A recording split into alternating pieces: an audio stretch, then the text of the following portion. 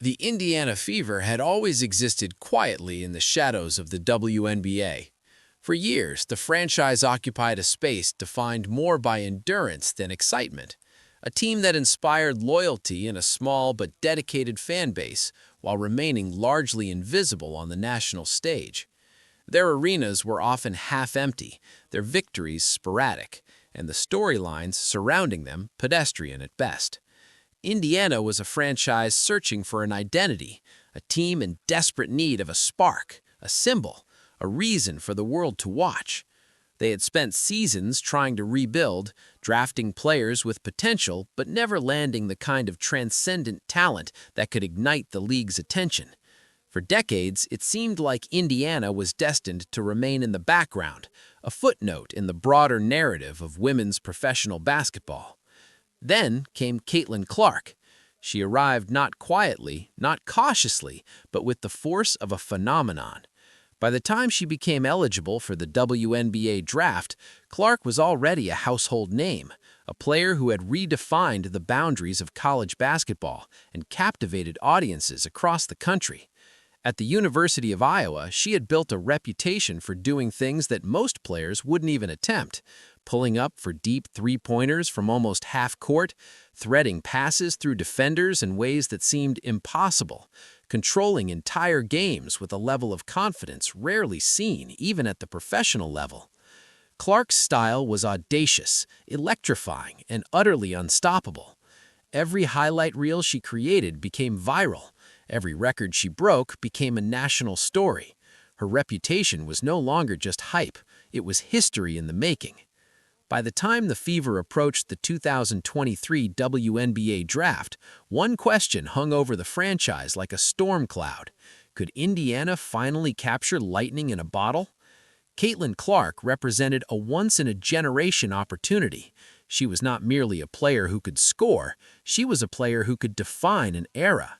Her arrival promised to transform not only the franchise's performance on the court, but its cultural and commercial relevance off it. For a team that had struggled for identity, that had lingered in obscurity, Clark was a chance to rewrite their story entirely.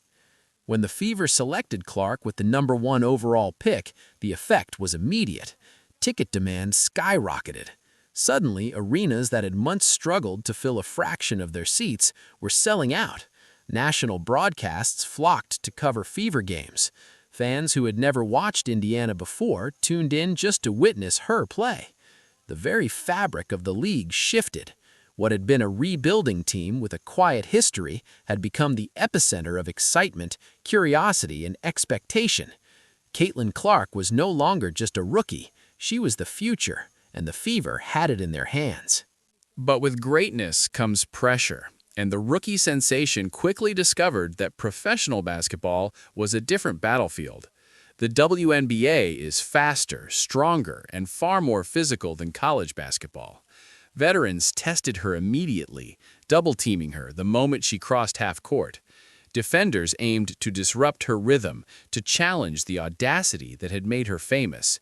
Every game became a trial by fire, a stage where Clark's extraordinary talent was weighed against the realities of the professional game.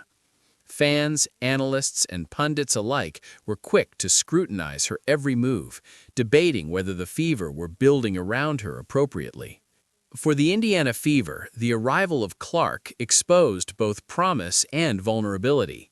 Leadership spoke publicly about leveraging her fan base to elevate the franchise, projecting confidence and ambition. Behind closed doors, however, tensions simmered. Executives faced the delicate challenge of balancing team structure with star power. One misstep, one hesitation could undermine the opportunity that Clark represented. Observers began to notice the cracks. The Fever's rotations did not always fully maximize her skills. Key plays sometimes bypassed her, and roster decisions occasionally seemed disconnected from the singular fact that they had one of the league's brightest stars in their possession. The stakes were enormous. One failed season or mismanaged strategy could undo the unprecedented momentum Clark had brought. Yet despite these challenges, Clark's brilliance continued to shine. Her deep three-pointers electrified crowds. Her passes carved through defenses like a scalpel, creating moments of pure magic on the court. Her presence transformed the atmosphere wherever she went. It wasn't just the points she scored, it was the energy she brought, the excitement that radiated through arenas, the conversation she sparked among fans and analysts alike.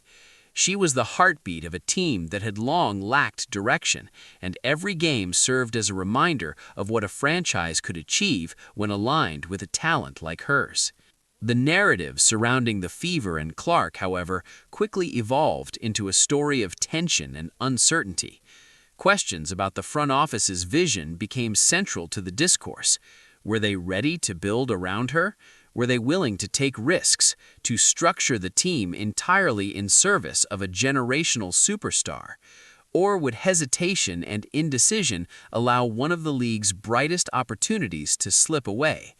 The answers to these questions would define the franchise's legacy for years to come. Clark's rise had also altered the cultural landscape of the WNBA. Suddenly, the league's games were must-see television events. Social media buzzed with her highlights, and merchandise sales surged.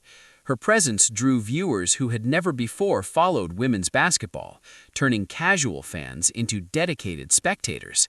The Fever, a franchise that had long been overshadowed, found itself at the center of attention. But the accompanying pressure was relentless.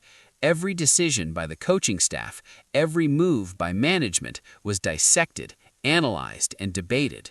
Fans expressed frustration when plays seemed to underutilize her, when rotations didn't maximize her impact. Analysts speculated on what the team should do, comparing hypothetical scenarios to the reality unfolding on the court. Meanwhile, the league itself watched closely. Generational talent is rare in professional sports, and when it emerges, the expectation is that franchises will seize the moment. Clark's arrival was not just a boon for the Fever, it was a potential pivot point for the entire WNBA, an opportunity to elevate the league's profile, attract new audiences, and showcase the drama and excitement inherent in women's basketball. Indiana had the power to become a flagship franchise, a team synonymous with talent, entertainment, and innovation. But opportunity is fragile, and it requires courage, clarity, and alignment across every level of an organization. Fans quickly became part of the story, their voices echoing in arenas, across social media, and in national commentary. Every game became a referendum on the Fever's strategy, every highlight a reminder of what could be achieved if the team fully embraced Clark's talents. Critics were unrelenting, pointing to moments when the Fever's roster decisions or coaching strategies seemed tentative. Online forums buzzed with debate, YouTube commentators dissected games frame by frame, and sports analysts projected every possible outcome. The season had become more than a competition. It had become a narrative about potential, risk, and legacy. Clark's rookie season was a masterclass in resilience and skill, but it was also a spotlight on organizational decision-making. Every misalignment in the team structure, every moment when her unique talents were underutilized, became fodder for debate. Could the Fever fully commit to her? Would they surround her with the right talent to maximize her abilities? Could they translate attention and excitement into a sustainable model of success, both on and off the court? The questions were as pressing as any game clock, and the stakes were clear. Failure to answer them correctly could define the franchise for years. The Fever's challenges were compounded by comparisons to other stars in the league. Some suggested hypothetical scenarios, placing Clark alongside veteran talent, constructing different lineups, or leaning on other marquee players. But these hypotheticals underscored one truth. Clark's arrival was unique. Her combination of skill, charisma, and cultural impact was rare. The Fever's opportunity wasn't just to win games, it was to redefine their identity, to construct a franchise that could thrive around a single generational superstar. The risk of hesitation was enormous. In professional sports, the clock is unforgiving. Opportunities of this magnitude do not linger. One wrong decision, One moment of caution, and history could easily remember the Fever as the team that let potential slip away. The season also revealed Clark's ability to rise above the scrutiny. In the face of double teams, aggressive defenders, and relentless media attention, she continued to produce moments of brilliance. Each deep three-pointer, each impossible assist, each clutch play reinforced why she had been hyped as a generational talent. Yet her successes also highlighted the tension surrounding her team. A player capable of extraordinary feats, yet a team that sometimes seemed unsure how to leverage them fully. The contrast became a central narrative of the season, one that drew attention beyond just wins and losses to the very philosophy and strategy of the franchise itself. Off the court, the Fever's management faced challenges in translating Clark's presence into a sustainable advantage. The media, fans, and analysts were quick to identify missteps, but the true complexity lay in execution. Balancing a young star with team dynamics, managing expectations, and structuring the franchise for long-term success requires vision, courage, and decisive leadership. The Fever had all the pieces, the star, the fan engagement, the media attention, but assembling them into a coherent, winning formula proved more challenging than anyone could have anticipated. Every game, every decision, and every play became part of a larger narrative about opportunity and risk. Clark's story was no longer just hers, it was Indiana's, and by extension, the league's. Clark's rival, her ability to command attention, had already changed the energy around the franchise. The excitement she brought to games, the national coverage she demanded, the fan engagement she inspired, it was all unprecedented. Yet this brilliance came with its own pressures. The Fever were now accountable not just to wins and losses, but to history. They were caretakers of an opportunity that could define the franchise forever. If they made the right choices, if they built a system around her, if they invested in complementary talent, if they allowed her creativity to dictate the rhythm of the team, they could usher in a new era of Indiana basketball.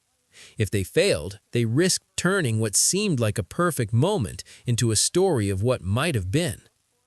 Throughout the season, the spotlight on Clark only intensified.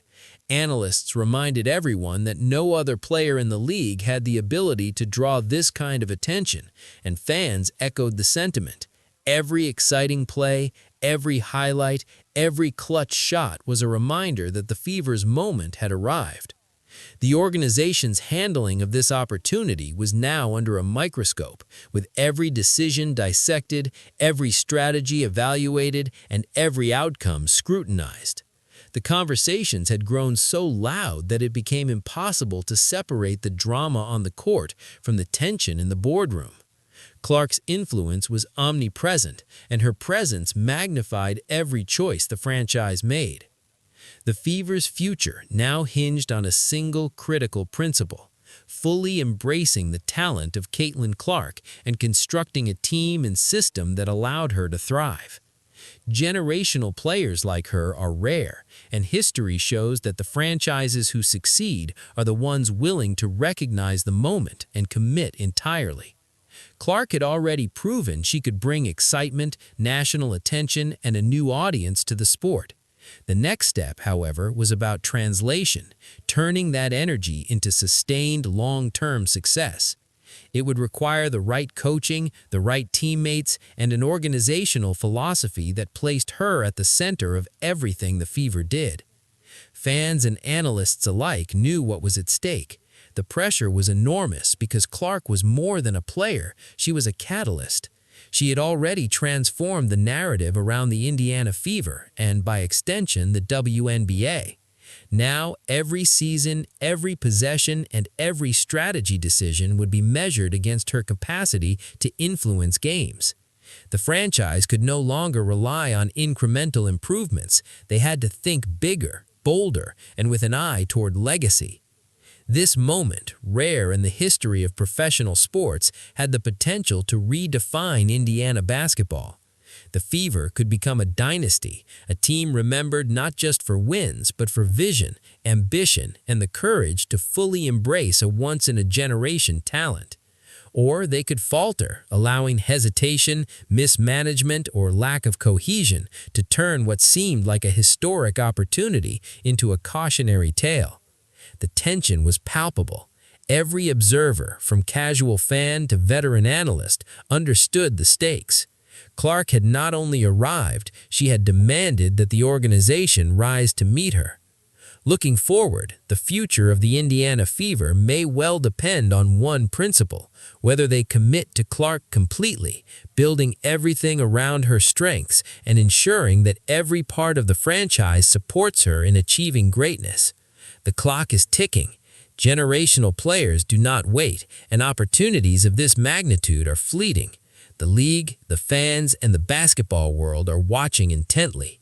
Every choice now is magnified, every decision carries weight, and every outcome could define the franchise's narrative for decades.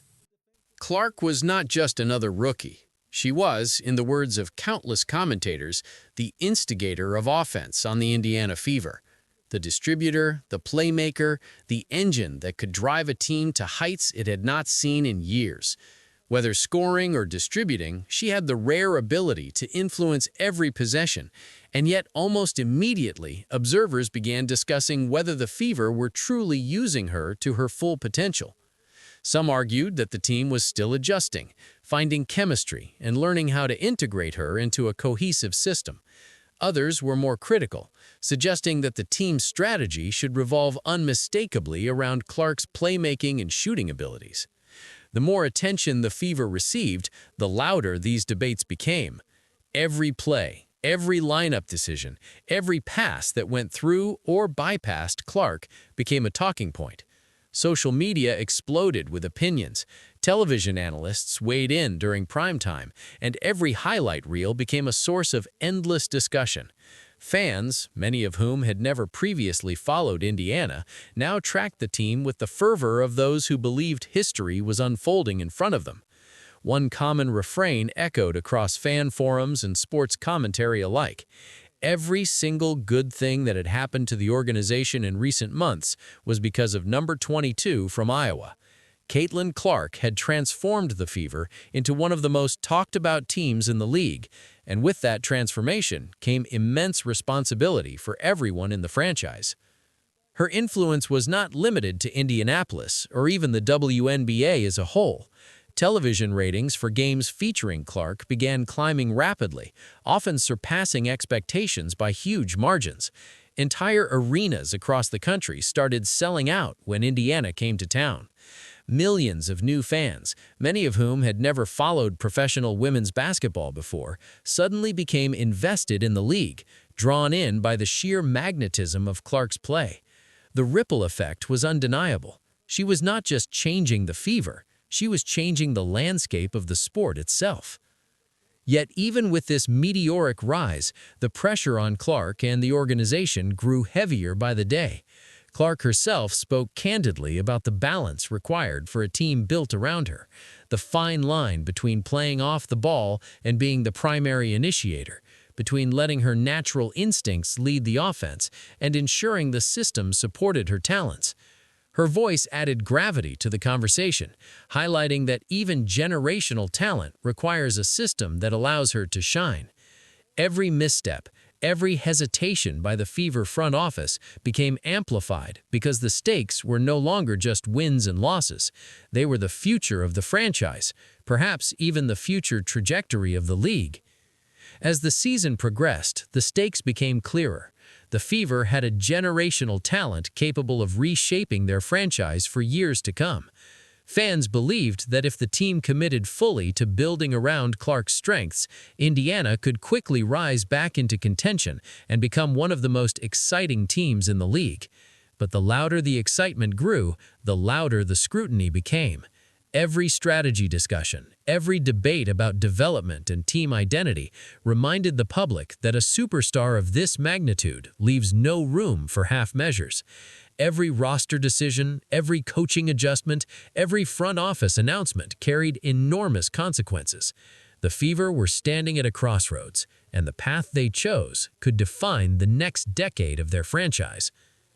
The presence has already altered the conversation around the team, ignited excitement, and drawn attention that few franchises ever experience. But such moments are fleeting. How the organization responds to a generational talent will determine its future, and the choices they make from this point forward could establish a dynasty or leave them with what-ifs that haunt the franchise for years. The Fever now stand at a critical juncture, holding in their hands an opportunity that few teams in professional sports ever receive.